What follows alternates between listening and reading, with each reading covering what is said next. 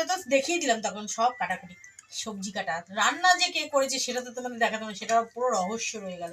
যাই হোক, রান্না তো কমপ্লিট হয়ে গেছে, খাওয়া নিয়ে কথা। তো চলে এসেছি আমি এই যে বড় একটা হাঁড়ি নিয়ে। এই যে দেখছি ভাত, মানে আমরা সবাই মিলে খাবো। এখানে কিন্তু স্যান্ডিগোল্ডেরও খাবার আছে, শুধু ভেবো না আমরা খাবো, আমরা অত ভাত খাই না। যাই হোক, সবার রান্না। এই যে দেখতে পাচ্ছি ইলিশ মাছের ঝোল, কুমড়ো দিয়ে হয়েছে, বাঁধাকপির তরকারি হয়েছে, বেগুন পোড়া, ওই বেগুন পোড়াই বলি আমি।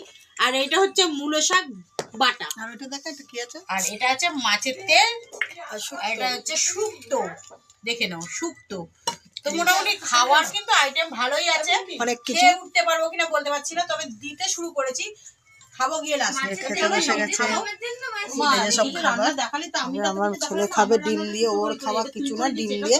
আর এই যে আমার বদ্দি এত কিছু রান্না করেছে, আমরা কাটা বাটা করেছি। যে বদ্দির হাতের রান্না খাওয়ার খুব মন চেয়েছে, তাই সবাই মিলেমিশে। ছেলে খেতে হয়েছে, আমার মেয়ে। কিছু না, অত নতুন নতুন তোমরা আবার দেখো যে আমরা এক বোনেরা সব এক জায়গায় হলে কিরকম মজা করি আর কিরকম খাওয়া দাওয়া করি, কিরকম এনজয় করি, এটা তোমাদের আবার নতুন করে তোমরা দেখো।